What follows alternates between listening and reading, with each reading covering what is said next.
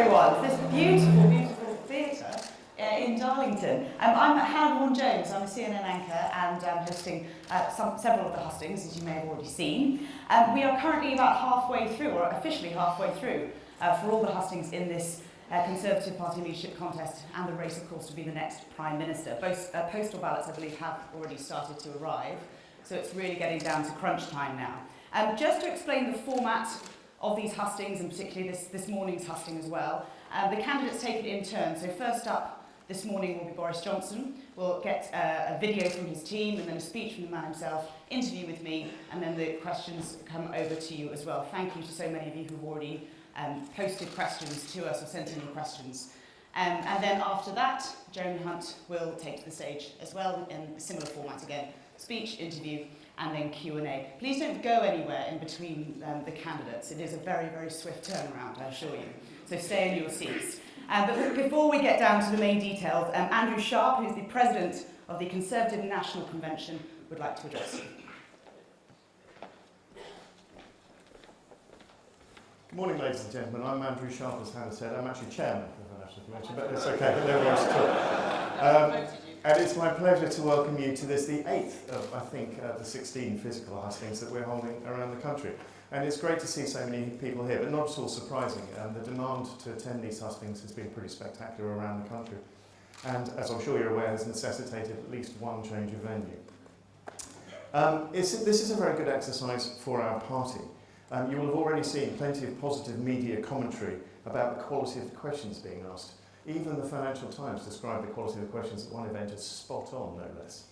And that helps dispel the typical media narrative about us, the members of our party. Although I note that the New York Times recently described us as a fanatical sect. Ladies and gentlemen, you don't look too much like a sect, but perhaps fanatical, I don't know. But no, look, the party that I and my National Convention officers know, and it's great to see James Pearson here, who just picked me up from the station, by the way, so an extra special thanks to James. The party that I and the National Convention officers know, the one that we see every week as we travel around the country, is made up of engaged and engaging men and women of every faith, colour, age and sexual preference. They're united by their belief in our country, our institutions, by an unshakable tradition of public service and an admirable commitment to campaigning in all weathers. I've never met anybody in our party who cares where you're from. They only care where you're going. And we mustn't forget there's far more that unites us than divides us. Lord Hailsham said this: conservatism is not so much a philosophy as an attitude, a constant force performing a timeless function in the development of a free society. So we're here to undertake a solemn duty as part of that commitment to a free society, because we're not just electing a party leader but a Prime Minister. And of course the ballot papers are dropping onto doormats at the moment. Now the country we love would expect us to ensure that this process is rigorous, and Hannah will make sure that's the case today. We need a Prime Minister who will deliver Brexit, but also beat our political opponents. And those of us who knock on doors week in and week out know only too well that our political opponents in some cases are much less committed to a free society than we are. So we made the case at the party board that the leadership campaign had to reach every part of the United Kingdom, and that all members should have access to at least one hustings. There was absolutely no disagreement about this, and at this point I'd like to thank the party chairman, the Right Honourable Brandon Lewis MP, for his support. And I'd also like to thank him more generally for his support for the Voluntary Party. Can I also, while I'm at it, thank the regional team here in the North East, led by Richard Bell, who've been great advocates for your region. Before I hand over, could I ask one further favour on the subject of resources? You'll have seen the literature on your seat about the Campaign Manager programme. Could you please take a moment to read it and please support this initiative? As you know, where we have campaign managers, we do better than where we don't. It's pretty simple. But it's a hugely expensive undertaking, and at the moment we're overly reliant on others to help us. Can I ask that we actually live by our Conservative values on this and help ourselves? And can I also remind you that you will see some people rattling buckets on the way out. Please do contribute generously, it will help us. So that's it from me, a few brief words. Please enjoy your event, and please make sure that your questions are spot on as well. Thank you very much, ladies and gentlemen. Right now, before we hear from the first candidate vying to be the next Prime Minister, let's hear from his campaign team. This is Boris Johnson's campaign video. Hello, good morning. Yes, of course you can. If I get in, we'll come out deal or no deal on October the 31st. We'll do that. And would that make you come back and vote Conservative again? That's the spirit. And we've got to have the courage to tell the people of this country that we can do it if we really want to. And that's the only way, actually. And you're the only person that can do that. A lot of teachers are telling me that they feel that the funding per pupil isn't high. We need more police out there, and sometimes I think we need and stop and search.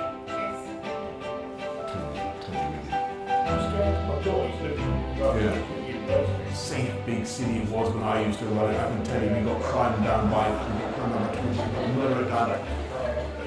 I also think we need to be supporting the wealth creators in the business sector, because otherwise you're not going to have the dosh to invest. Cut some taxes and you'll get more money. Would you normally think of yourself as a Conservative voter, would you say? No. Ever. We can ask you a terrible question. Would you consider voting for me? Yes. If there is one lesson from that referendum of 2016, it is that too many people feel left behind, that they're not able to take part fully in the opportunities and success of our country. That's why now is the time to unite our society and unite our country, to build the infrastructure, to invest in education, to improve our environment and to support our fantastic NHS, to lift everyone in our country, and of course also to make sure that we support our wealth creators and the businesses that make that investment possible. Now's the time for us to believe in ourselves and what we can do. And that's why I'm standing to be leader of the Conservative Party. Ladies and gentlemen, Boris Johnson. Good morning, everybody. Thank you very much for coming. Wonderful to see you. Thank you. It's fantastic to be here in the North East, which is of course the only net exporting region in the whole of the UK. Great to be in Darlington, birthplace of the railways, and fantastic to be here in Tees Valley, where Mayor Ben Houchen is doing such an extraordinary job. And I want to see him re-elected next year, don't you? Yeah. That's right. He's doing a wonderful, there he is, he's in the front row. He's doing a wonderful, wonderful job. And the way to make sure that Ben and all our wonderful Conservatives get re-elected next year and indeed in the future is to turn the situation round. And yes, I admit that we're not doing particularly brilliantly at the moment. If you consider we got 9% in the recent European Parliament elections, I don't think I've ever known a time when our great Tory party polled 9%. But the hour is darkest before dawn, and we are going to get through this, and we are going to win again, my friend. We absolutely are. And to do that, there are three things that we need to. Thank you for that applause, even at this early hour.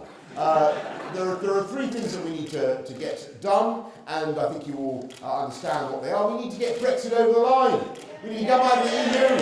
Come out of the EU by October the 31st and restore trust in politics and in our party. And there are three things that we need to do. Obviously, we need to make sure that our European Union friends, the EU nationals, the 3.2 million people in our country, have their rights protected. We should have done that 3 years ago, in my view. Pass that into law in Parliament. Number two, take that money of 39 billion, at the upper end of the EU's expectations, I might say, and suspend it in a state of creative ambiguity over the talks until such time as we get the answer that we need, and then take the problems of the solution of frictionless trade over the Northern Irish border, and there are lots and lots of very practical solutions to those problems, and they apply to all the areas where the UK and the EU will trade, in Calais or wherever, Rotterdam. Solve them where they properly belong, in the context of the free trade deal that we're going to do after we come out on October the 31st. Isn't that the logical thing to do? Do that and protract the existing arrangements, and we will have a very, very smooth and orderly exit from the EU. But in case our friends and partners say they don't want that, in case they say no, rien ne va plus, you can't change anything in this withdrawal agreement, we're not going to compromise, well, okay, then we've got to get ready for a no-deal exit. And do you think this great country can do it? Yeah. I think we can. We're a great country. Look, here in the North East, there's an enormously resilient economy. We can get ready for a no-deal Brexit. We can get ready our just-in-time supply chains. We can prepare. And the agricultural sector, people say that after we come out, there will be no drinking water and no planes won't fly. And I read the other day that the Ministry of Agriculture said that there will be no milk solids in glucose and whey to make the Mars bars on which our children depend. And I have to say, I think it is absolute nonsense. I make a confident prediction that whatever happens on November the 1st, after we come out on October the 31st, the planes will fly, there will be clean drinking water, and there will be whey for our Mars bars, because where there's a will, there's a way, ladies and gentlemen. And there will be palmos, by the way, which I have eaten many times. I'm glad to say that in the company of my friend Simon and Clark and others. And then we have a fantastic opportunity to relaunch our party, to galvanise the country with our vision. It's very, very simple, of modern progressive conservatism. And we will do incredible things to unite our country in the way that I hope, you can see, we united London. Remember, 11 years ago when I became mayor, we had 4 of the 6 poorest boroughs anywhere in the UK in London. And when I stepped down after 2 terms, we had none of the poorest 20. And that was because we did fantastic things with infrastructure, with technology, and we cut crime massively. We need to do the same thing across the UK. Get more police out on the street, cut crime, back them up with stop and search, do far more with transport infrastructure. I will be the Prime Minister who does for Northern Powerhouse Rail what I did for Crossrail in London, for the West Midlands what I did with the tube upgrades. We should be putting in full fibre broadband across the whole country. It's a disgrace that Spain has 90% coverage of full fibre, 85% coverage. We have only 7% here in this country. No more manana approach to full fibre. We can do it and we must do it. And I would also say that we have a fantastic opportunity to level up our education funding, as I pledged, across the country, so that we increase funding for schools around Britain, but also to take advantage of exit from the EU. It's time we started backing the incredible potential of areas like Teesside, and how about having a free port in Teesside, which you could do, as Ben has rightly proposed. As Ben has proposed, take advantage of leaving the EU to turbocharge business and manufacturing here in this area. Fantastic opportunity to take back control of our tax arrangements and tariffs and do a free port. And of course there is one guy who doesn't get any of that, who doesn't understand the wealth-creating side of the economy at all, who would destroy, it's not just that he backs Hamas and Hezbollah and all the rest of it, he would put up taxes on inheritance, on pensions, on income, on financial transactions, on corporation tax. We've got to the highest level in Europe. You know who he is. He's Jeremy Corbyn and his Labour Party, a far, far left of any incarnation of the Labour Party I've known in my lifetime, except, of course, the London Labour left. And I would remind you that the last time I was called upon to defeat an emanation of the London Labour left considerably wilier and more devious than Jeremy Corbyn. The guy who actually sacked John McDonnell for lying and being too left-wing, if I recall correctly, in the form of Ken Livingstone. We came from behind. We came from behind, we overhauled it, and we defeated the London Labour left when our party, the Great Conservative Party, was 17 points behind in London. We did it then, and we're going to do it again. We're going to prick the twin puffballs of the Brexit Party and the Liberal Democrats, who are sprouting sacrificially on the sense of decay in politics, and we're going to knock Jeremy Corbyn and the Labour Party for 6. My friends, we must win, we can win, and with your help, we will win. Thank you very much, and I hope I can count on your support. Thank you.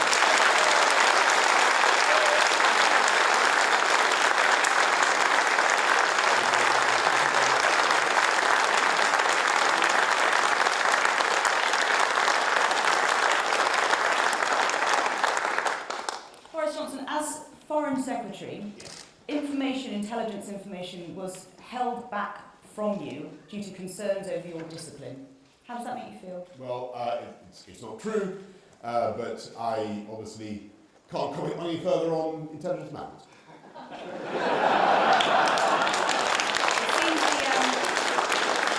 It seems reports suggest that the order itself came from Theresa May over fears that you couldn't be trusted. I'm sure that the Prime Minister will not comment on intelligence matters either, so I'm extremely dubious about the provenance of this story. But were you aware at the time that perhaps some sensitive information is being held back from you? It's not true, and I don't comment on intelligence matters. You deny it altogether? I Okay, have you made any gaffes in your time in politics that Yes. would concern Yes, I have, and I'm proud of many of them because the important point about gaffes is that very often, and some of them obviously I regret and I apologise for, but very often a gaffe, it turns out to be the round advantage. When people say that you're making a gaffe, what you're really doing is saying something that is true and necessary. And it's also potentially a security risk.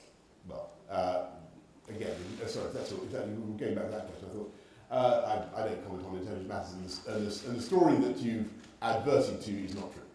Okay. Let's move on. No deal and Brexit. The Chancellor, Philip Hammond, has said that he's confident the House of Commons will find a way to avert no deal if you choose that route. I think Philip and I sat in cabinet for a long time together, and he was part of the cabinet that was very, very determined to make sure that we got ready for no deal. That it was part of I think it was part of the Conservative Manifesto in 2017, wasn't it? And we all stood on that platform to get ready for no deal, and I'm sure that Philip has done his part to prepare. In fact, we were very close to being fully ready in late March. We could have gone out with a no-deal Brexit then. We will be totally ready on October the 31st, and I look forward to his support Philip's support in that endeavour. But where I agree with Philip is that is not necessarily where we want to end up. We have a very good opportunity, I think, to come up with a much better deal, and that is to take the problems of the backstop, remit them for a solution in the place where they logically belong in the context of negotiating the free trade deal. Are you concerned about this veiled threat or not so veiled threat from members of the Conservative Party in Parliament at the moment, the likes of Philip Hammond, Sam Gyimah, David Gauke as well, the Justice Secretary, saying that they would potentially come up with some plan to overrule no deal? Look, I think this is all a bit of a red herring. We are facing an existential crisis as a party and indeed as a political class, if I may say so, as representatives of the people. We asked the people whether they wanted to leave the European Union. It was right to ask the people after 45 years whether they wanted to stay in an entity that had so radically changed its ambitions, that had federalised and had become a very, very different proposition, a federal political unit. That question was right to pose to the British people. Because it goes to their identity, their sense of their future, their destiny, their potential, everything they want to do. The British people returned a very clear answer. And considering the forces that were ranged against them on the other side of the argument, it was really extraordinary. They voted, 17.4 million people voted to leave. It was a clear majority for leave. The MPs acknowledged that, and they voted, MPs themselves voted overwhelmingly to trigger Article 50 and to come out of the EU. And now we're in a state where MPs seem still to be refusing to enact the mandate of the people. And that is why my party, our great party, is languishing in the polls. It's why Labour is on, 18%? You know, with heroic incompetence, Corbyn has managed to do even worse than us. Quite extraordinary. And the very simple reason for that, the main parties are not getting on and delivering the will of the people. If we get on and do Brexit, then we will spike the guns of the Brexit Party and the Liberal Democrats, both of whom are prospering at our expense because of our failure to get this done. And I think all politicians can see this, and I hope that Philip and Sam and all the friends that you mentioned can see that too. The Conservative Party majority, though, within Parliament is very, very slim and seemingly now very, very fragile. You've said in the past that you think the mood is turning in Parliament. It doesn't seem to be the case. Well, actually, Hannah, I'm not sure that I agree with that. I think when I talk to my friends in the Commons, and I see Simon Amory nodding wisely in the front row, and wouldn't it be great to have Peter Gibson, by the way, elected in Darlington? Wouldn't it be fantastic? I think people can see that we need to come together. And one of the advantages, at risk of being immodest, now's the moment. One of the advantages that I think that my candidacy presents is that I already have more than half the parliamentary party, and it's growing the whole time, the MPs who are signing up to our cause. More and more are coming out for us, and that's great because we've got dozens of Leavers and dozens of Remainers on our side, and so we're actually physically embodying the what I hope will be the unity of the party. Now, it will be, there will be a lot of work to do. There will be a lot of engagement, a lot of conversations, but it can be done, and it's in the national interest that we do this, because what's the alternative? More loss of trust, hemorrhage of support, and ultimately, we all know where that will lead. It will lead, I'm afraid, to the Brexit Party colonising huge chunks of our political territory, the Liberal Democrats taking it as well, and that means, I'm afraid, Jeremy Corbyn and the Labour Party. And we don't want that. It does seem, though, that it's not just the party that's potentially wavering on you as well, but also the country at large. A YouGov poll just last month on who would make a better Prime Minister had 41% for Jeremy Hunt and 29% for you. Does that concern you?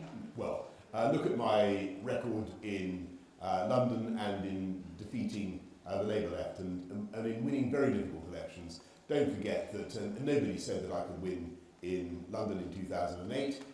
Let alone in 2012, and nobody thought that we could win the referendum, and we did. So I think, I'm absolutely certain that I represent the best chance for our party to come together to get Brexit done and to defeat Jeremy Corbyn, and that's our prime function.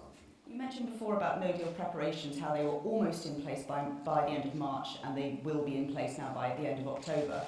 Have no deal preparations in between that period, though, been inadequate? Well, I think what certainly happened was that there was a sliding off after March the 29th, and it is absolutely true to say that we slightly sagged on our oars, and we now need to brace again and get things really ready. And I think one of the problems has been that business has understandably been a bit confused about what they're supposed to do, because they have half the cabinet telling them that no deal's totally unconscionable and mustn't happen at any price, even though they stood on a manifesto to get ready for it. And then other men they're getting leaflets saying prepare for it. So I think business has been confused. My message will be very clear. We have to get ready. We have to prepare. And we have to believe in ourselves. And if I may say so, the reason I set October the 31st as a hard deadline, and the reason we've got to go for it, is because I think we've had enough of defeatism and negativity from this government. I think the British people are fed up with being told that they can't do X, Y, or Z, when we know perfectly well that we can. And I think that our tendency, across the table in Brussels, they need to look deep into our eyes and think, my goodness, these guys really are going to do it, and they're ready, and if necessary, they will come out on WTO terms, and yes, they probably will survive and prosper. So I know what, we're going to give them the deal that they want, and that is the way forward. And if we want to minimise the risk of a disruptive and disorderly Brexit, the most important thing to do is to prepare for a no-deal Brexit really thoroughly now, and we can do it. And final question to you. Can you give an example in your political life when you've set your own self-interest aside for the benefit of the country? Well, it's a good question, but I would, I don't, obviously, it's embarrassing but true, but that it is obviously possible. How should I put this? To make more money by not being a full-time politician. I don't want to put too fine a point on it, but you have to make sacrifices sometimes, and that is the right thing to do. And there's no doubt at all being a full-time politician means that I won't be able, for instance, to rapidly complete a book on Shakespeare that I have in preparation, and that means that unjustly neglected author will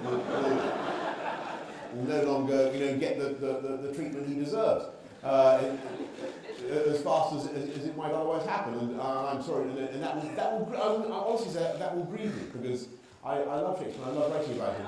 But since stepping down as Foreign Secretary. That will, so I will be depriving myself of the joy of completing that work on Shakespeare as fast as I would like, and I would be depriving the reading public of elucidation on Shakespeare, which I'm sure they've been crying out for.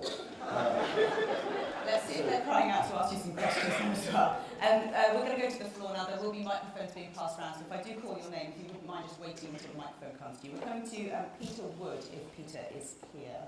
You just make yourself known so we... There you are. Peter Wood from Sunderland. What is your commitment to the Northern Powerhouse, and in particular improve transport links throughout the north of England? Well, I think that the Northern Powerhouse needs to be given much more content, and we need to be investing not just in full fibre broadband that I have described, but we need to be really putting in those high-speed rail connections. And we as Conservatives were really driven by. We are the party that puts in fantastic transport infrastructure, by the way. You look around at all the big schemes that have been done over the UK, whether it was the Channel Tunnel or the M25, the Jubilee Line extension. It's always Conservatives who drive these things forwards. And that's because we know that they're vital for improving the prospects for economic growth, but they're also vital for social justice. Let me explain. Unless you put in great transport infrastructure, you're going to make it much more difficult for people on modest incomes to live near their place of work and to commute. And if you do put in great mass transit systems, high speed, the Crossrail of the North, which I would like to see, then you revolutionise the productive capacity of those regions. And look at what you could do in the West Midlands as well, by the way. It's incredible. And you liberate people on low incomes to get great jobs. I want an economy which is high wage and low tax and high skill. That's the way forward for our country. Terry Walker has a question, just at the back there to my right.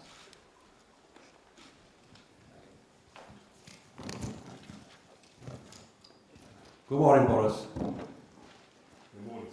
Terry Walker. When Brexit happens, will our fishing industry be returned to its former status, and will we reimpose the 12-mile limit? Well, Terry, what I can certainly say is that we will be taking back control of our fisheries. I can't comment on exactly what we'll do with the 12-mile limit, but we will want to be championing UK fishing again and making sure that we reverse the sellout of Ted Heath in the 1970s, who basically traded away UK fishing rights in the last moments of the UK accession talks. We cannot have that again. And by the way, fisheries is a fantastic argument to make to the people in Scotland about how the Brexit will actually cement the union.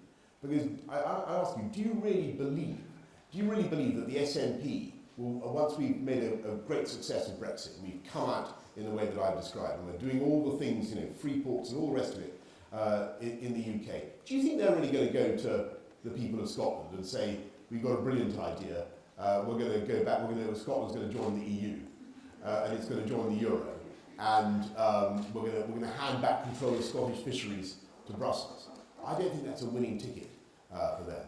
So taking back control of our fisheries is absolutely vital, but we've also got to make sure that we have people, we have the productive capacity in the UK to take advantage of our fishing resources, because a lot of them clearly are being fished by other countries at the moment, and that has meant a decline in UK fishing. So there's a massive opportunity but it will need some support and a proper strategy for fishing as well. Zach Moody has a question. Zach, in the centre there, if we can get a microphone to Zach.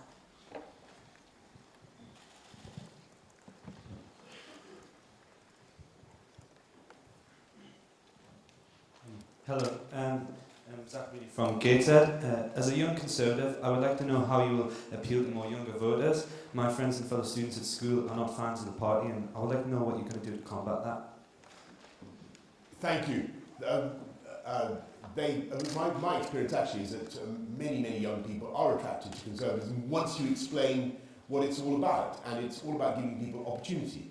And I've talked just now about giving every kid in the country the same basic tool to make the most of their lives with better education funding, both in primary and in secondary school. Now, I want to level up education funding around the country, not a seesaw, but level up education funding. I also want to see us do something to tackle student debt and the high interest rates that students pay on their debt. It's a massive Ponzi scheme, all this debt that is being wrapped up by students at the moment. I think there's very little chance it will all get paid back. We need to think about the way that is working. And I think that young people basically want to be given the chance to take part in our great, free market economy. And when they can't get a share of the value of their home, when they can't get on the property ladder, when there's no prospect of home ownership, of course they feel excluded. And this is a problem particularly acute, obviously, in the southeast, but across the country. We need to be helping young people into home ownership. And that means building more good quality homes, not on the greenbelt and not on greenfield sites. There is plenty of room on brownfield sites to build fantastic homes, and we should be helping young people to have a share of their home.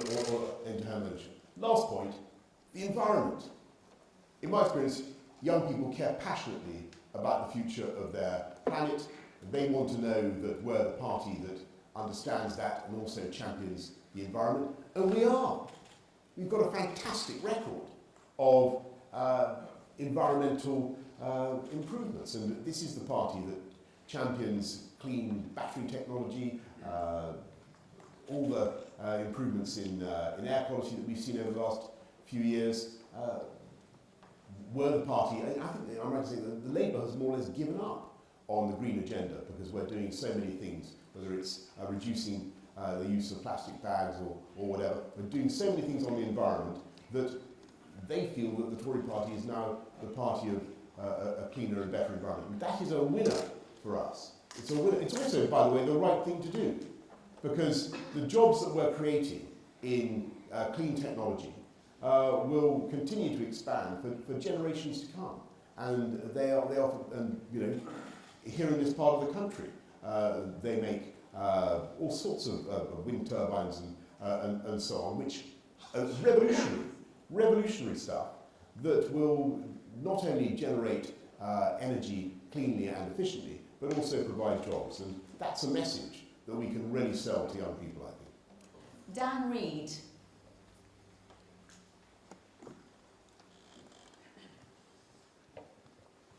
Good morning. Do you support the idea of a British constitutional document similar to that which exists in the USA to protect freedom of expression? Well, I think that we have a general right in this country to say whatever we want, provided we don't infringe various statutes against hate speech and xenophobia and all the rest of it. And that's the way it should be. And the presumption in our country should be in favour of liberty. Once we're outside of the EU, though, after Brexit, and outside of the Charter of Fundamental Rights of the EU, would British rights still be protected with regards to Dan's question on freedom of expression? Oh, sorry. The right to free speech has been protected in this country since the 18th century. I'm sorry, we don't own our right to free speech to the Charter of Fundamental Rights of the EU. It was Mansfield's judgment in the case of Wilkes or whatever, and the North Britain that protected free speech and freedom. We don't need any. I'm sorry, this also makes me mildly irritated. We don't need any protection from the Charter of Fundamental Rights of the EU, blessed document though that is, to guarantee free speech in this country. And may I say, I deplore xenophobia and racism and hate speech of all kinds. There should be no place for that in our party. But I do think we should be able to sometimes to speak our minds frankly without fear that we're instantly going to get our heads bitten off.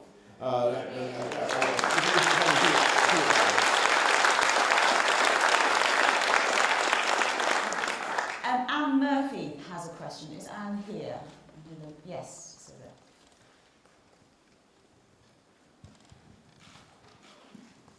Thank you. Anne Murphy from City of Durham. Is austerity a dead duck? Well, you know, I was on a plane to Dublin not long ago, where we were exporting live ducklings to Ireland. I'm proud to say. Sorry, I don't know why I say that. Just to show the diversity of UK exports. The whole was full of live ducklings. I'm afraid they were all going to the Chinese restaurants of Dublin. You know, austerity itself is, I think, not a helpful term. I never liked it. It was always right to bear down on the national debt. It was always right to reduce the deficit, and I pledge as Prime Minister to continue to reduce the national debt. That is very, very important. But I think now is the time, and I believe there is widespread support for this, for us to do some targeted spending on things that really need investment. And I've mentioned education, and I think that's the right thing to do. I've mentioned policing, and I think that is also right. There is fiscal headroom to do this spending, and we should do it. But we should also, the Chancellor in February, I think, took in 14.5 billion more in revenues than he spent. So there's about 26 billion there, and we should be putting money into things that really matter, including, as I say, broadband and infrastructure as well. But you can also find some ways of cutting taxation, and every time corporation tax has been cut in this country, it has produced more revenue. And we as Conservatives should be looking to stimulate business and enterprise. And I've talked about what we could do with a free port here in Teesside. We should be stimulating business and enterprise by looking to cut taxes that are unfair or too high. And business rates, I think, are very high at the moment. And I think you'd actually stimulate more growth if you had some judicious tax cuts as well. And we'll be looking at that side of it as well. But bearing down on debt the whole time. So just to confirm then, deal or no deal, is the age of austerity over? I never liked it. I remember Dave Cameron saying to me he wanted to have an austerity Olympics, and I said, no way, mate, no way. That was not the stuff to give the troops. What we wanted was a great Olympics, and we will do things. Yeah, you've got obviously. You've got to be fiscally prudent. Labour always goes wrong because they tax and spend too much. You've got to be very, very careful with the public finances. We will continue to bear down on government debt. But sometimes there are fantastic investments that you can make where you can borrow at low rates, particularly for infrastructure, and you can continue to reduce the size of government borrowing, and that's what we should be doing. Lynn Marsay has a question.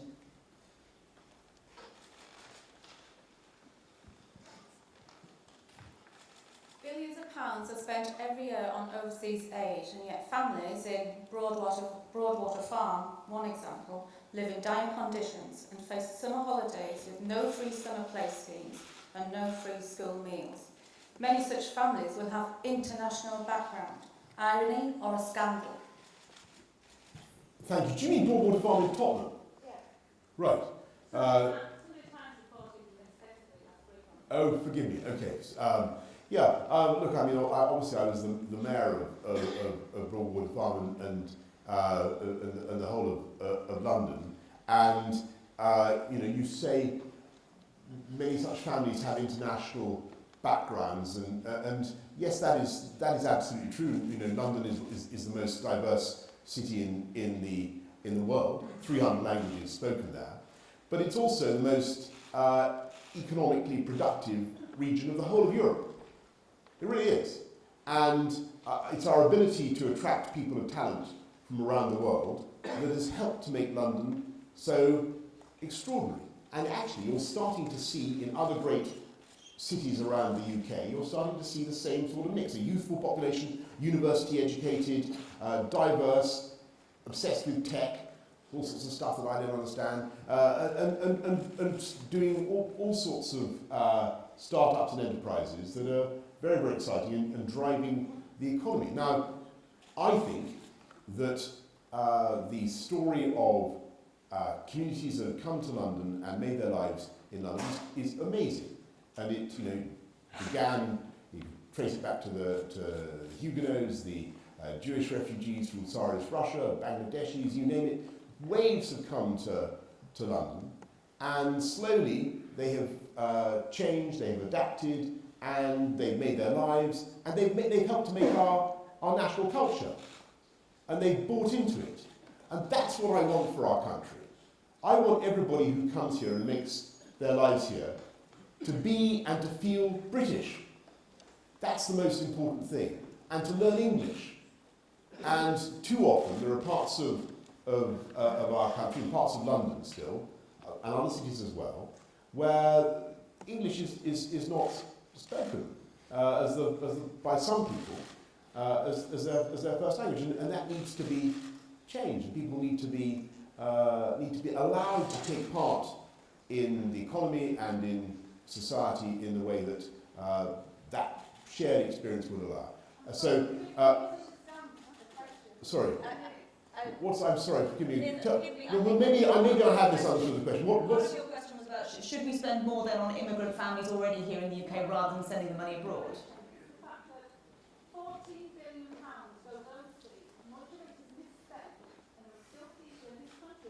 Oh, I see, you're talking about overseas spending.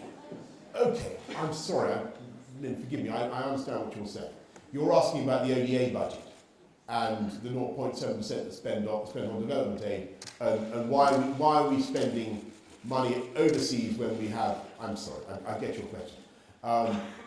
Look, just to complete the point about immigrant communities in London, they're showing extraordinary economic success and dynamism. So that's a fantastic thing. But in terms of spending on overseas aid, I do see people's anxieties about it.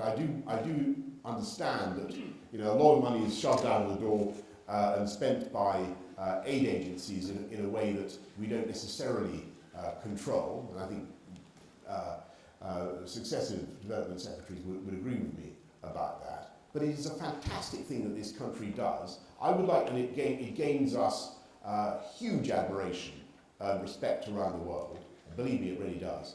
But I would like to see that money spent in a way that is more consistent with UK commercial objectives and UK diplomatic and political objectives. Because it seems to be crazy to be spending £14 billion a year, or whatever the ODA budget is, when we could be using that money more tactically to support British business without in any way frustrating our development objectives.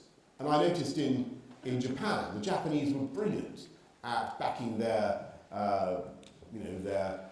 companies with export support and with overseas development finance. Sorry, I noticed in Burma, for instance, the Japanese were very good at supporting their companies in a way that we weren't. And we need to be much, much cleverer, I think, in the way that we use ODA finance. That's what I'd like to see. I want to get on some more questions. Michael Stevenson, please. You can maybe pass the microphone along.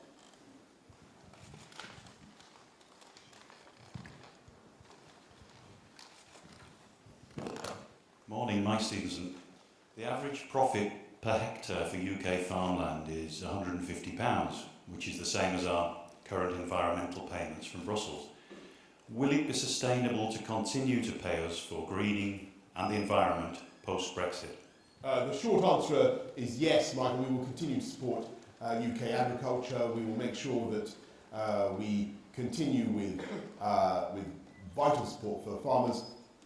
And when we do free trade deals, we will make sure, as we will make sure that we don't allow stuff to come in that doesn't conform to UK standards on hygiene or animal welfare. I think that that's very important. But we certainly won't be going for an immediate, New Zealand-style revolution in agriculture. We will be wanting to make sure that our farmers are properly protected. Fiona Smith. Is Fiona here? From Redcar. My question relates to the job prospects and career prospects of degree apprentices and apprentices in general, as this is a region where apprenticeships are very popular. How do you intend to attract inward investment to the UK post-Brexit to protect the jobs of the 95 engineering and science degree apprentices which I arranged last year? Well, first of all, thank you very much for what you've done to champion those apprenticeships and to arrange them. This country is a magnet for inward investment already. We got last year £1.3 trillion in overseas investment, far more than any other European country.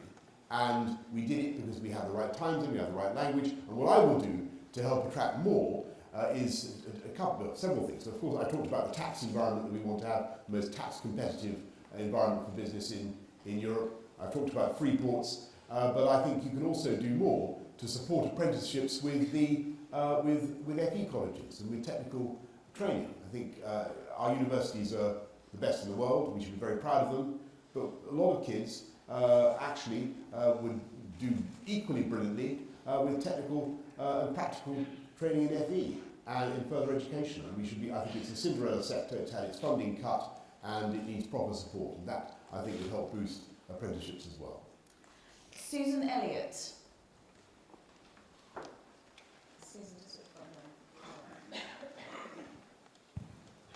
Good morning, Boris. My name is Susan Elliott from Bishop Auckland.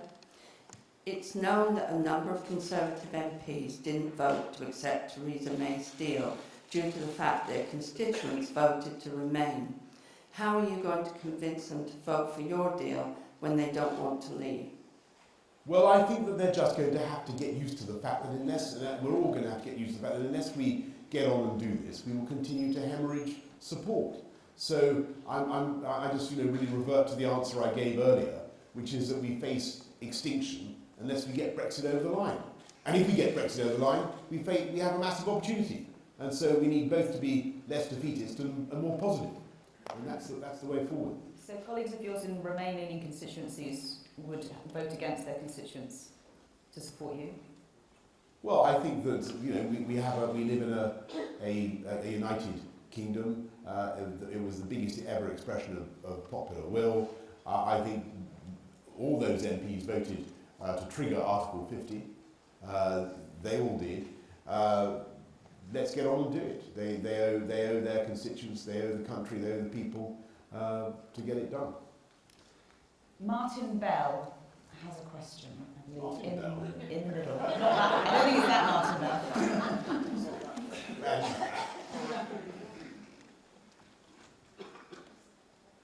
Where's Martin Bell? He's in the middle. I don't think we can pass the microphone down.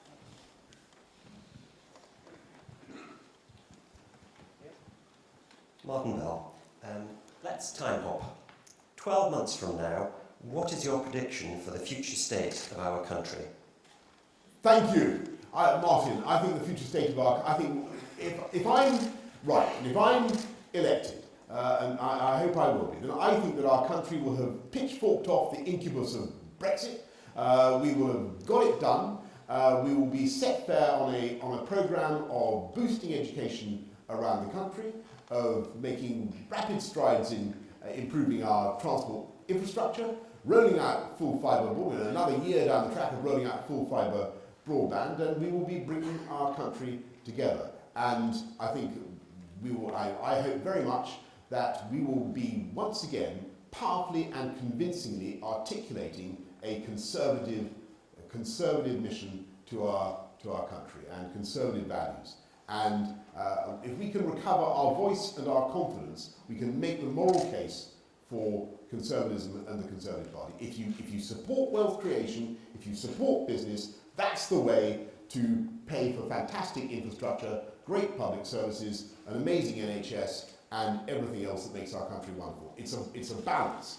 And I think that in 12 months' time, miraculously, the gloom will have lifted, optimism will have returned, and we'll have got a great Brexit deal, and we'll be negotiating free trade deals, above all with our European Union friends and partners, but with the rest of the world as well. And I think that we'll all be in much better fettle. That's my confidence. Will you be Prime Minister? Well, that's my in 12 months' time. Sorry, yeah, I submit that wasn't that obvious from the foregoing. That's really. Yes, I should perhaps have said, for the absence of doubt, I believe that all those things will be best achieved with me as leader. Yes, that's absolutely my intention, okay. And I think there is every reason to be confident in our country and to believe in ourselves. And what I think has been lacking from politics for 3 years has been a sense of what this country can do. It's been an incredible privilege to do this election campaign over the last few weeks and months, because you see all the extraordinary things that are happening in Britain. You're shunted, or you meet people who have started doing new businesses, and you understand the range of energy and activity in the UK. And whether it's building ultra-low carbon ships in the Isle of Wight, I have no idea, exporting them to Mexico, or a fantastic sausage factory I went to yesterday in somewhere in Yorkshire, where the sausages blew up. I was trying to make them, but they're exporting sausages now to Australia from Yorkshire, and that is the kind of energy and enterprise this country has. We lead the world in all the high-tech fields of the 21st century, whether it's bioscience, pharmaceuticals, high-tech, academia, culture, media, the arts, you name it. We're miles ahead. But we at the moment, I'm afraid, we are painfully lacking in self-belief. And there's one group.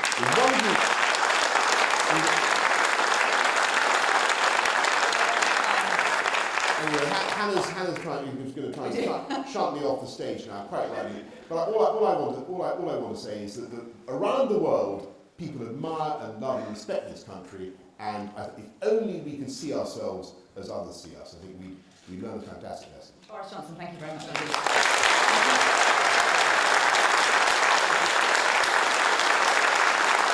as I said, don't go anywhere. We're going to go straight into the next candidate as well. So before we hear from Jeremy Hunt, let's hear from his campaign team.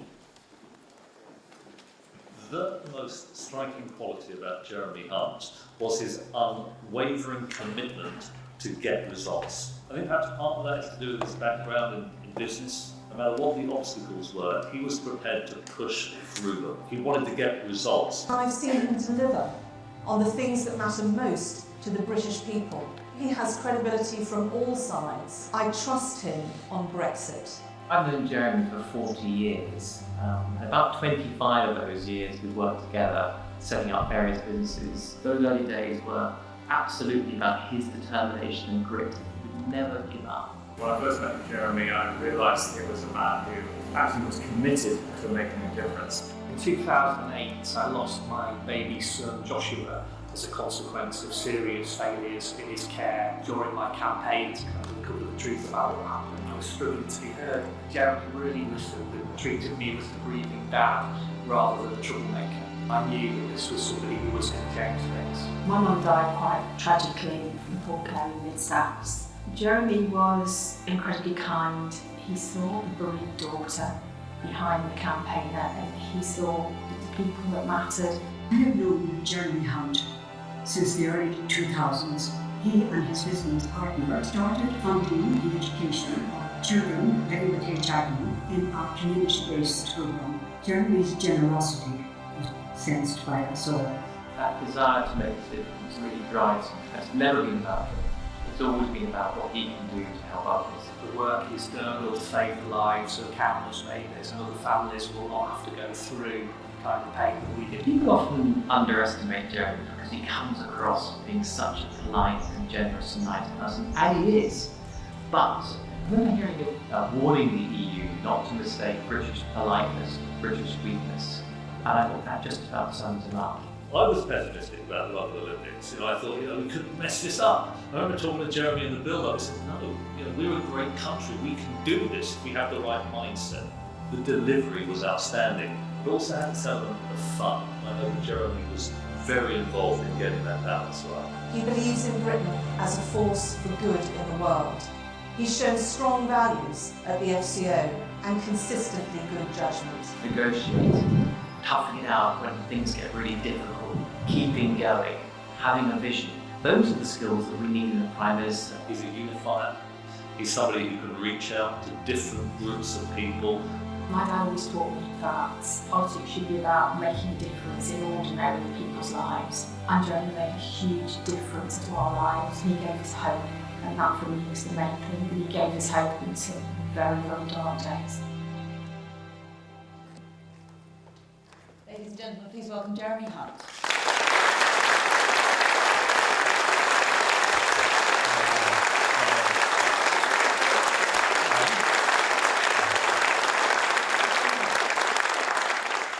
Well, good morning, ladies and gentlemen, and it's fantastic to be in Darlington. Yesterday in York, at the Railway Museum, I saw Stephenson's rocket, and of course now we are at the home of the world's first public railway, which everyone knows, but I found out some other things about Darlington that I didn't know before, which is the engineering brilliance here means that you are an exporter of bridges all over the world. There's a Darlington Bridge spanning the River Nile, a Darlington Bridge spanning the Amazon, and of course it's not just engineering brilliance, but it is political brilliance in having a Conservative Mayor of Teesside, Ben Houchen. Let's give Ben a big round of applause.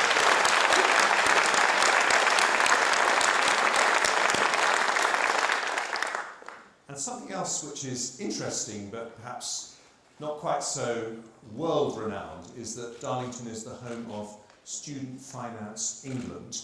And I'm just wondering if we can use that engineering brilliance to reduce the extortionate 6% interest rate on student tuition fees, which is a big problem in attracting young voters. So that's an amazing idea. Now I'm here to tell you what I want to change as our Prime Minister. And to govern is to choose, and I have 4 priorities which I want to tell you briefly, and then we can talk about more in the questions. But we can't do any of that until we deliver Brexit. And when it comes to Brexit, on no deal, there is not an enormous difference between me and Boris. We both want a deal. We're both prepared to leave without a deal if we can't get one. But the main difference is in the type of person that we send to Brussels and who is most likely to be able to negotiate a deal that can get through Parliament as the quickest and safest way of leaving the European Union. And if you choose me, I'll be the first Prime Minister who has a background as an entrepreneur. Now, how many people here have set up their own business? Can you just put your... Just look around. I ask this question everywhere I go. Hannah's seen it before. And this is our Conservative Party. We are the doers, the wealth creators, the risk takers. And what do negotiators, what do entrepreneurs do? I'll give the answer away there. What do entrepreneurs do every day of their working lives? They negotiate. They know not to blink. They know to walk away. They know how to develop trust so that you can get a deal, because people only do a deal with someone they trust. And that is what I want to do for our country. And when we've done that, there is so much opportunity. As someone who set up their own business, I want to fire up our economy to be the most high-tech, greenest, pro-enterprise economy anywhere in Europe. We have in this country the top universities in Europe, some of the very best ones in the world. Add that to all our technology entrepreneurs, the medicines we're being developed here. We have the chance to be the world's next Silicon Valley. And why does that matter? Because in this part of the world, you gave our country the first industrial revolution. That transformed our country. We could be the country that's home to the fourth industrial revolution. Driverless cars, drones, artificial intelligence, nanotechnology, all these things that will set us up for the future. And when it comes to those trade negotiations with Europe, mean that they need us every bit as much as we need them.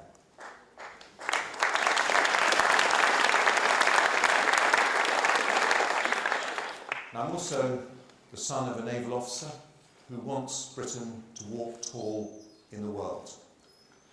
And you know, when I go to other countries, the thing that really strikes you and surprises you is that they have a whole lot more respect for us than we sometimes have for ourselves. And thanks to the service of my dad's generation, we won the Cold War. Because we in this country never took peace for granted. And we're one of the very few countries that has consistently stood up for democratic values and the security needed to underpin those values. And that's why I've said I will spend a bigger proportion of our GDP on defence. Because I want us to be safe, but also I want to send a message at the point of Brexit that Britain is strong, Britain is confident, and Britain's voice will be heard in the world.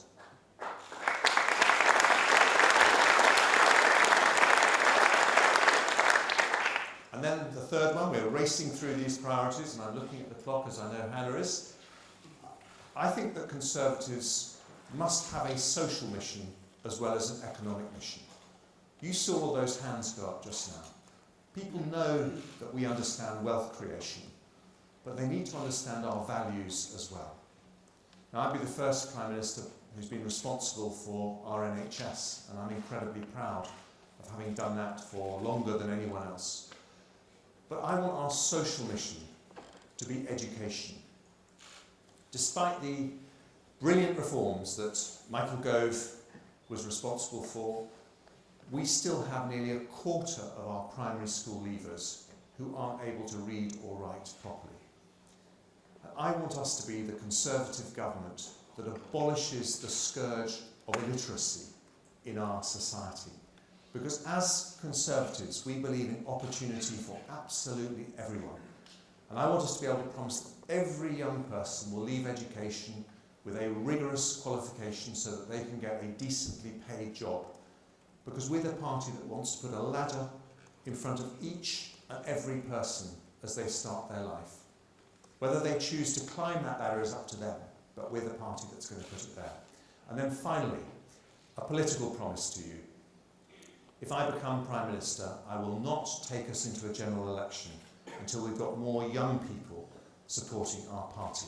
We can't be the party of aspiration unless the most aspirational people in the country are voting for us. Why does that matter? Because that was the reason that Corbyn did so well at the last election. Ignore that, and you ignore a Labour Party led by the most anti-British, anti-Western, ruthless, dangerous, hard-left cabal that we have ever seen in our history.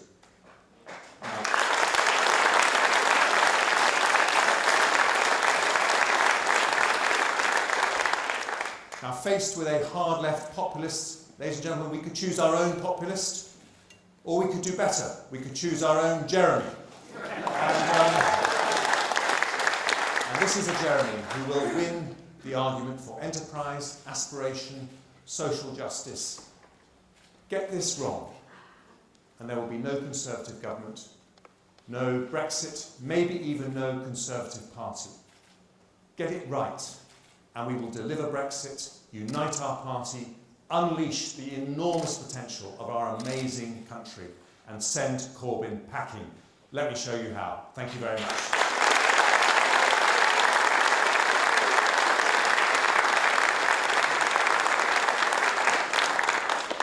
Jeremy Hunt, Foreign Secretary. We've heard today reports that when he was Foreign Secretary, sensitive information was withheld from Boris Johnson. Are you confident that you are seeing everything? Well, it's terrible that your very first question is one you can't give a straight answer to. But we do have a rule that we never comment on intelligence matters, and that would include... You're seeing everything. That would include comments about my predecessor and comments about myself. And I just say this, we are the finest intelligence services in the world in this country. But that does depend on some discretion by the Foreign Secretary, so I'm not going to breach that now. How concerned would you be if you learnt that intelligence information was being withheld from you? I'm sorry, I have given you a straight answer. I'm not commenting on intelligence matters. Would it impact your ability to do the job? Theoretically and practically, it would impact on every Foreign Secretary if we started answering questions about intelligence. It would be the wrong thing to do. I want to talk to you about Islamophobia within the party as well. Do you support Tory party members being allowed to choose the next Prime Minister while they are still under investigation for alleged Islamophobia? Well, 2 points on that. First of all, we're a party that has led the charge against Jeremy Corbyn for not dealing with anti-Semitism, and I think the way he has behaved in the Labour Party has made me ashamed to be British, because frankly, as someone who's visited Auschwitz and thought rather complacently that we would never have to worry about anti-Semitism in our own country, to see what Corbyn has been doing in the Labour Party is absolutely sickening, number one. I'm coming to that. But if we are going to do that, we have to root out all prejudice in our own party, including Islamophobia. So that's why I support an independent inquiry. The reality is that before you can deprive someone of their vote, there has to be due process. That is fair. But normally what happens when that is happening is that people are suspended. That's the normal practice. I support that normal practice. But ballot papers have already been sent out. So people who are currently under investigation will potentially be able to select the next Prime Minister of this country. Do you support that? Well, if there is anyone who has those prejudices, who has managed to slip through the net and is voting in this election, don't vote for me. I don't want your vote. Okay. Anne Widdecombe, former Conservative colleague of yours, now obviously with the Brexit Party, she has likened Brexit to the emancipation of slaves. How damaging are comments like that to successful negotiations that you would wish to take up with our EU partners? Well, I think they would be damaging to the atmosphere of trust that you need in negotiations if they came from the British government. But Anne Widdecombe is not in the British government. She's not even in the Conservative Party. And I think there's been some terrible rhetoric on the EU side about the United Kingdom, which has been the biggest friend to the European Union since the whole time that we've been in it, which has defended Europe with our armed forces, which has troops in Estonia, which helps defend countries like Poland and Romania. So I think we need to dial down the rhetoric on all sides and come to a sensible way forward that allows us to leave the European Union cleanly, but also be the best of friends afterwards. There are seemingly a growing number of Conservative MPs who are plotting or trying to come up with some kind of plan to avoid no deal at all costs. With a fragile majority in Parliament, how do you intend to win them over? By showing them that we have an approach that is most likely to secure a deal. And I think the reason that things sadly went wrong for Theresa May is that the EU stopped wanting to negotiate with us and stopped wanting to make concessions because they didn't believe that she will be able to deliver the British Parliament. So in my negotiating team, I will have the DUP, the ERG, Scottish and Welsh Conservatives, a team of people that will demonstrate to the European Commission that whatever we are offering, we can also deliver through Parliament. So I think that's the most important thing. But to my colleagues who want to take no deal off the table, I just say to them, any negotiator has their hand profoundly weakened if the other side think that you can't walk away. So the best way to get a deal is to leave no deal on the table. And the best way to get an orderly Brexit and to avoid a disorderly no-deal Brexit is to give our Prime Minister the strongest possible negotiating hand. So please don't take no deal off the table. Let us negotiate the best possible deal.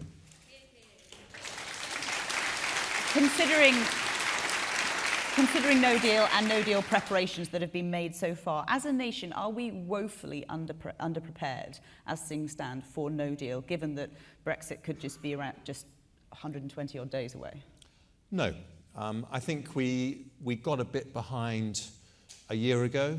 I think there have been some very impressive efforts in government to raise our preparedness.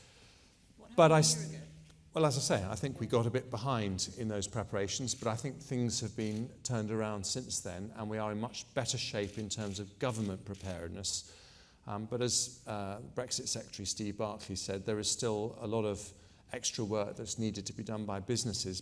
But in the end, this will be a shock. If you're a sheep farmer, the sudden imposition of 40% tariffs on lamb, if you export 95% of your produce to the EU, is a big shock. And that's why this week I announced a £6 billion package for the farming and fishing communities and for small businesses to try and help them adjust if we get through that. That would be part of my no-deal preparations. And I want to reassure people who set up businesses like me that we will make a success of Brexit. We can make a success of no deal. But if there is dislocation, if there is disruption, the British government will be there for you to help you adjust in those challenging circumstances.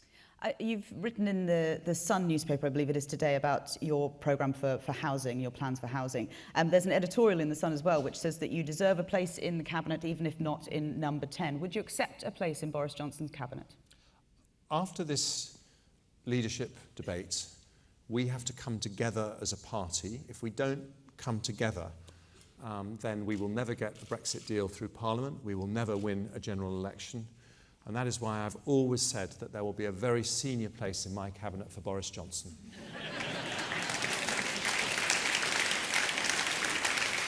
If you were to be in his cabinet, would you wish to stay on as Foreign Secretary and perhaps continue with Brexit negotiations? Well, you're talking about hypothetical situations, Hannah, and we politicians never comment on hypotheticals, but I have answered that question, and of course I would be honoured to serve in a Boris Johnson cabinet. Okay.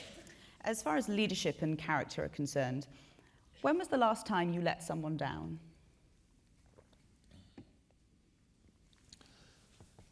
Well, I feel I'm letting down Nazanin Zaghari-Ratcliffe for every single day that she remains in jail while I'm Foreign Secretary.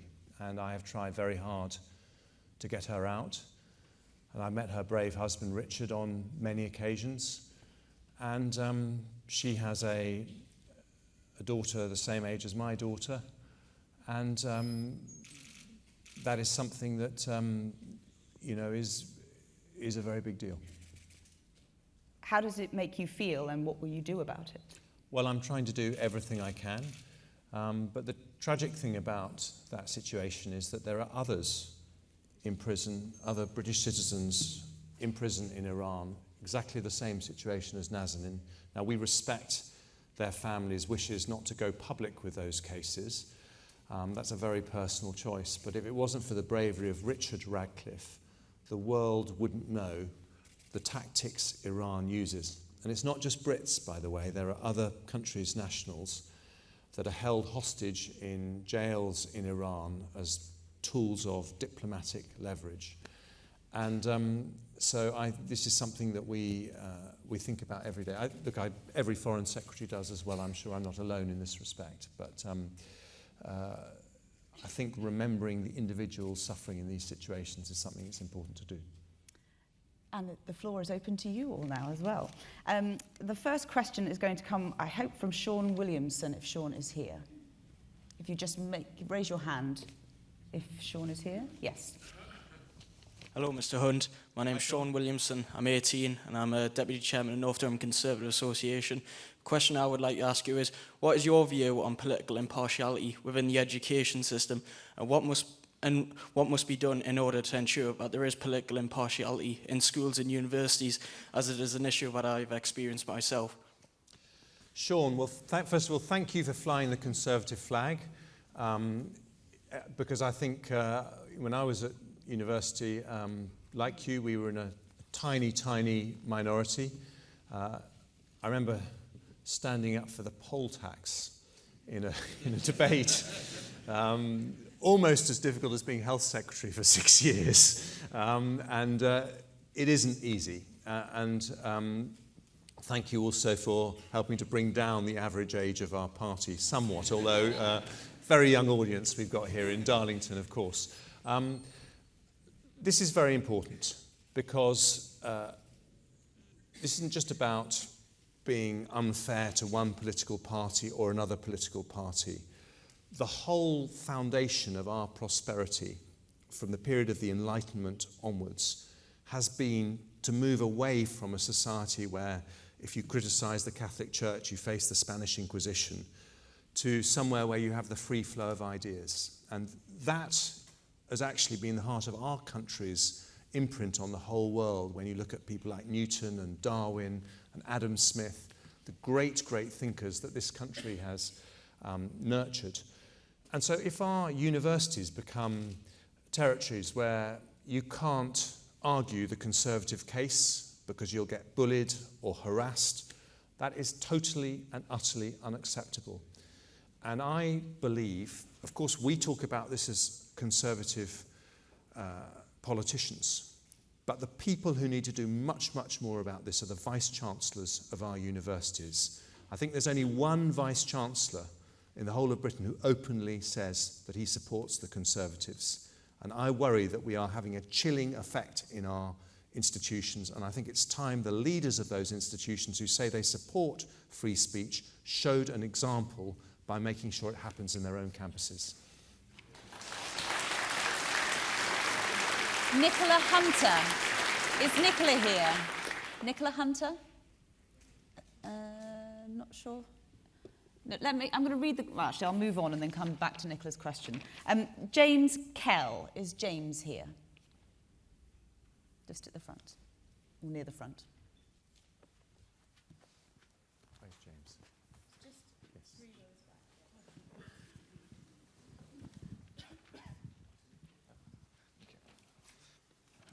Good morning. How will you ensure that a post-Brexit immigration system works in the best interests of our country? Very important question, James. And of course, one of the big benefits of Brexit is going to be able to control our borders and reassure voters up and down the country who have worried about immigration levels that this is something that they can have a say on through their vote in the general election. So that is why we must absolutely make sure that we get back control of our borders through the Brexit deal that we negotiate, or if necessary without a deal, if that's the only way that we can do it. We need an immigration system that addresses people's concerns about migration levels, but also understands the needs of businesses and organisations like the NHS that depend on 20,000 EU nurses, 10,000 EU doctors. So how do you square the circle between those two different approaches? Well, the answer is through our education system.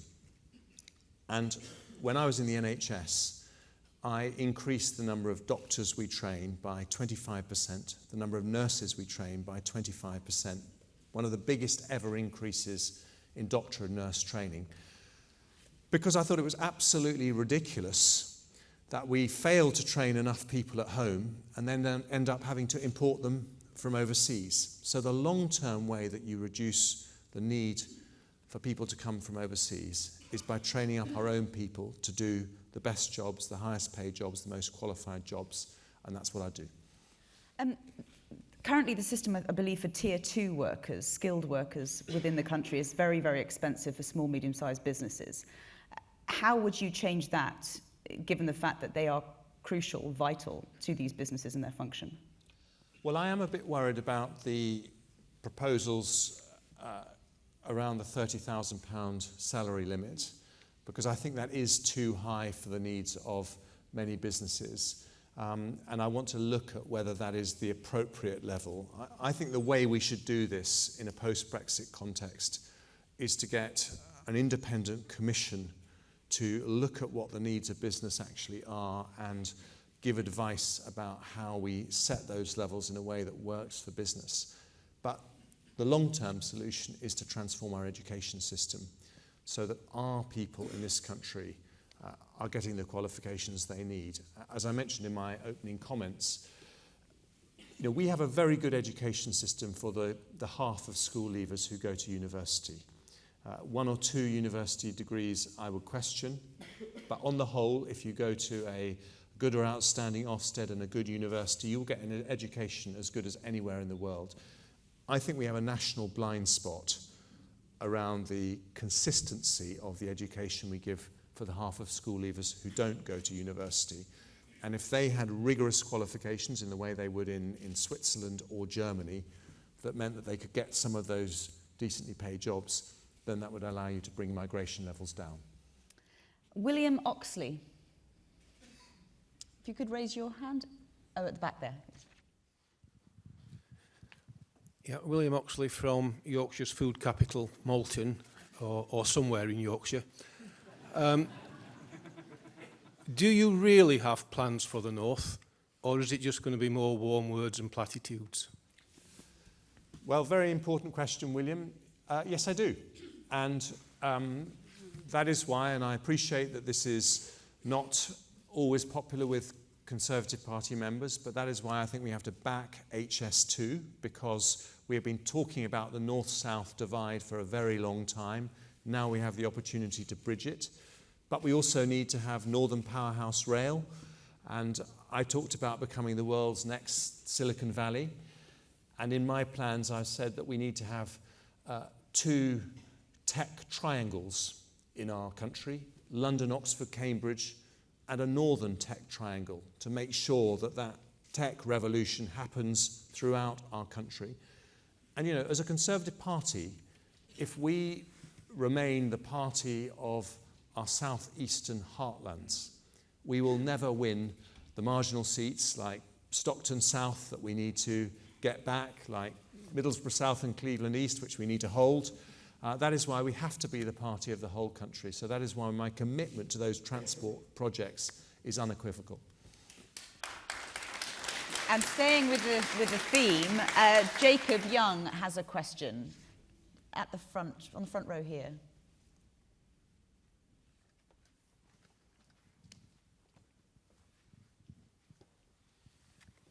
Cheers. Jacob Young, I work in the chemical industry in Redcar. Here in Teesside, Teesport is one of the largest ports in the UK. As Prime Minister in a post-Brexit Britain, will you support Teesside manufacturing and commit to making our port the first UK free port? I think the free ports idea is an interesting one. I have done work in the past at the Port of Bristol, and I've had discussions about how the free port concept can work. And I think it's got potential. So I would be happy to look at doing that and see if there's some potential for Teesside. Would you support a UK-wide policy for free ports? I think it would be difficult to do it as a UK-wide policy. I'm not sure I know of any large country in the world that has done that for all their ports. But as a way of attracting investment into areas that need extra investment, I think it has potential. So you're not committing to it, but you would look into it? Yes. Okay. Georgia Ray. Just down to the right.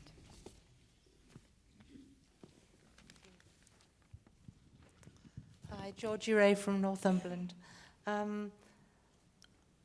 I'm not quite sure if this question is as germane to you as it might have been to Boris, so forgive me. The Good Friday Agreement simply does not allow a hard border in Ireland, and the technology does not yet exist for a soft border. So given this fact, it seems that Britain just cannot leave the EU in the near future. It seems to be an impossibility. And I wonder why this fact was never broached during the course of the referendum. I can't ever recall this being mentioned. Thank you. Thank you, Georgia. I think that we have not had a good debate on the Northern Irish border, but I am actually as cross with the EU for the way that they have handled that issue as any discussions that were had in the referendum campaign, where frankly there were exaggerated claims made on both sides, and that's what the British people are very good at doing. They're cutting through the fog of claims that politicians make and coming to their own judgment, as they did in that referendum campaign. I believe there is a technology solution. I don't believe it's new technology. I think it will take some time to put it into practice, so it's not something that you could have ready in a matter of weeks. And we've had an excellent Alternative Arrangements Commission led by 2 MPs, Nicky Morgan and Greg Hands, and I think their work is good. The EU haven't wanted to talk about this because, of course, they would prefer us to stay in the customs union, where we have to follow EU tariffs. And that was really why they so strongly supported the backstop. I think they must know now that the backstop will never get through the UK Parliament, and that's why it's time to engage properly on technology solutions. And I think that if you think about how technology is transforming every other aspect of our lives, in 10 years' time, when it comes to the transit of goods, most countries will have what the Germans call invisible borders, where things are done through registering advance on the internet. Checks are done at the factories at either end, and you don't need to have those checks on the border. And the way we're going to solve this is through an absolute commitment to no return to a hard border on the island of Ireland, imagination about what technology is capable of doing, and also honesty with the EU, because they too don't want to leave without a deal. So embracing the possibility of technology is the way to get a win-win for both them and us. Tom Watson. Not that one.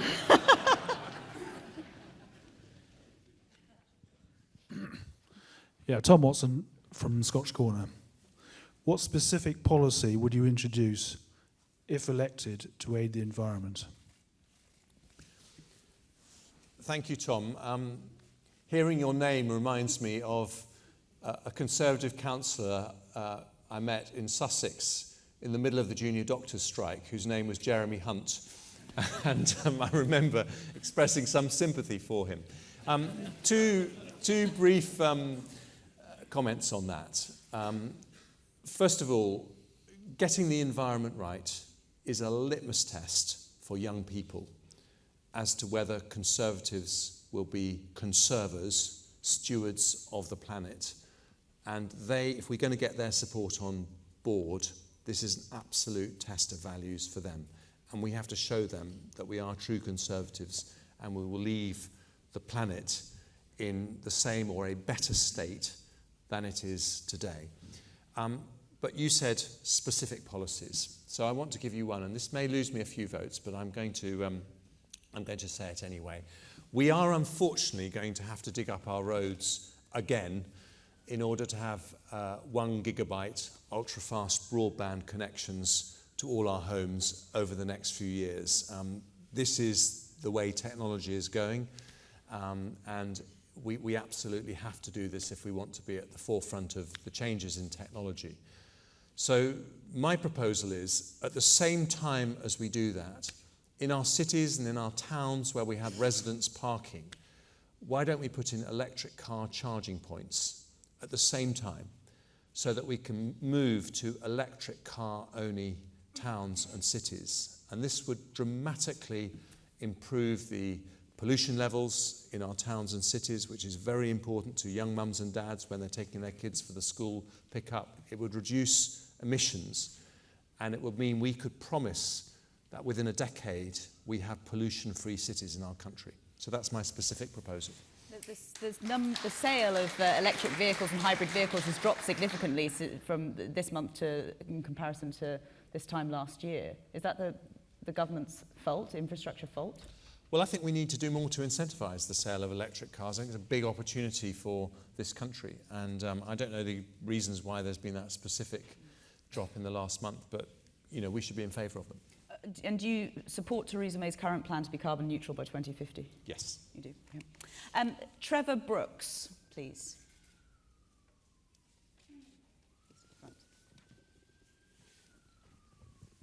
Good afternoon, Mr. Hunt. My question relates around WASPy women, and it's what are your plans to address the injustice of the 1950s women's state pension scandal? Well, I understand the injustice. I've had constituents who've come to me and are understandably very angry. So I think the equalisation of the pension age was the right thing to do. We are a society where we must treat men and women absolutely equally.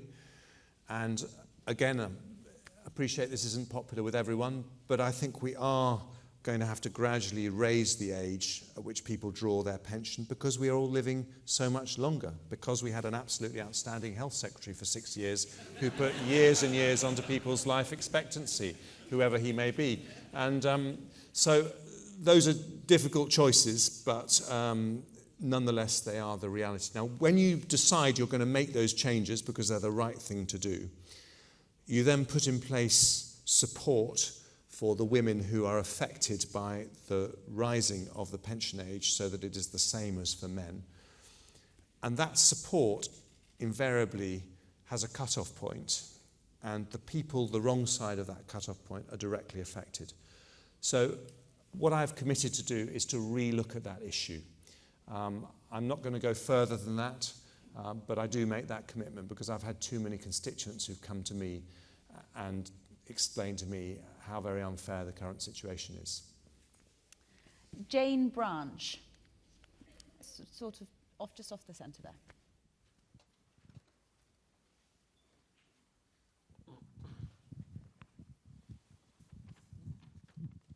Thank you. Yes, I'm Jane Branch. I work for a charity delivering homeless prevention services in North Yorkshire. Dementia, is that? Homelessness prevention. Homelessness prevention, right. Yeah. The austerity cuts to local government spending has hit local communities very hard. Brexit seems to have overtaken everything. This needs to be put right. Will this be a priority for you? Thank you, Jane. And let me say something very specific about homelessness prevention, as that's your field. The biggest single thing we can do, we've got some very good initiatives on rough sleeping, which are starting to bear fruit, although we have seen the numbers rising, but they've just started to fall a little bit. But the biggest single thing I think we can do is to improve mental health provision. And that is something that I was very closely involved with when I was health secretary. We've got to train up about 19,000 more mental health professionals over the next few years before we can fully ramp up mental health provision. But that's the specific thing on homelessness. The broader question on austerity. I was part of the cabinet that arrived in 2010, faced with the biggest financial crisis since the Second World War. And I think that David Cameron and George Osborne did a superb job, some very, very tough decisions, cuts in public spending. But the result of those tough decisions, we put the economy back on its feet, and I was able to secure a big extra funding settlement for the NHS as Health Secretary. And I defend what happened then, but with the benefit of hindsight, and it is only with the benefit of hindsight, I think there were a couple of areas where austerity did go too far. And one of them was on police numbers, where there was a delayed effect. Crime carried on falling for a while, but now I think we've seen a rise in knife crime, and we need to do something about that. And the other is the social care system, where I think we have too many older people trapped in hospital beds because they can't get a package of support in the community. And as a Conservative, I want us to be a country where every single older person is treated with dignity and respect. So those would be the two things I want to look at most closely. Thank you, Jane. Adam Wildsmith. Looking around, just at the second row here. Thank you. Do you think no deal would put at risk the reputation of the Tories as the party of business? Well, I feel this issue very acutely as someone who's run their own business and someone who has had to lay people off in my business, good people who've worked hard, who've given me their loyalty and support over many years, because of a sudden change in market conditions that means that I can't afford to employ them anymore. And that is one of the most heartbreaking conversations that you ever have to have if you've run a business. So I would never make light of the challenges of a no-deal Brexit. And I am passionate for us to be the party of business. But we're also the party of democratic values. And the country voted to leave the European Union. And one of the things that we are respected for all around the world is the fact that we are one of the oldest and most robust democracies in the world. And people know that the political establishment in this country didn't want to leave the European Union. People like me campaigned to remain. And they're looking at us and they're saying, are you really that brilliant democracy you've been telling us you are? Because we're just going to give you this little test. We're going to ask you to do something the political establishment didn't want to do. And we've got to look them in the eye and say, yes, we are that democracy, because this is a country where politicians do what the people tell them. So for businesses, I say to them, I'm going to put in place a huge package of support, including cutting corporation tax, one of the lowest levels in the world, 12.5%, the levels they had in Ireland, big support for farmers, fishing communities. And we're going to leave the European Union. And we're going to make it a tremendous success. And who the biggest winners will be when we get to the other side, it's the businesses up and down this country. That's what I'm going to do. Samantha Liddell. Is Samantha here? Samantha Liddell? No? No, I don't think I can see a raised hand. Okay, this is again on no deal. Anthony Bentley. Is Anthony here? Just at the front.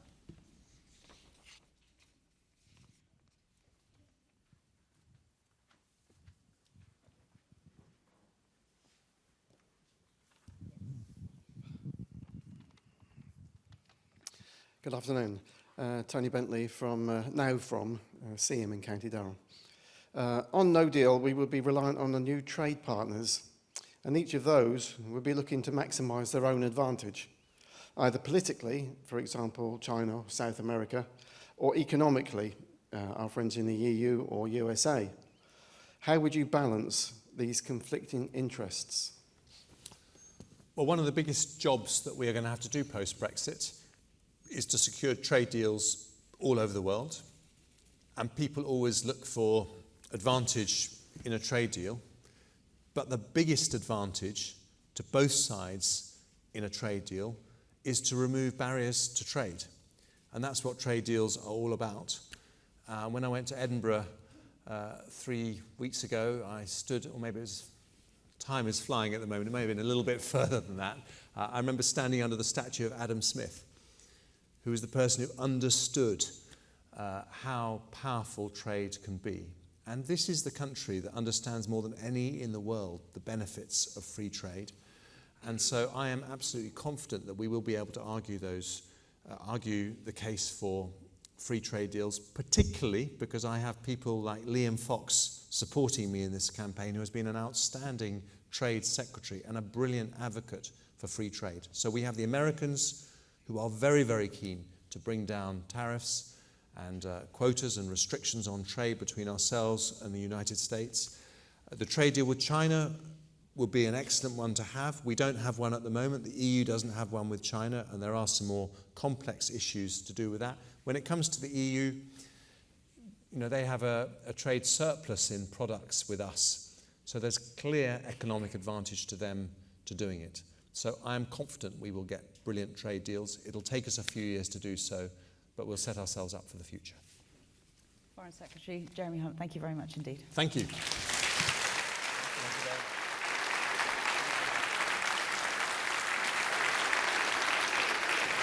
And thank you as well. As I said, we know that ballots have already gone out, ballot papers have already been sent out. It is down to you as the Tory party membership to decide the next Prime Minister of this country. The hustings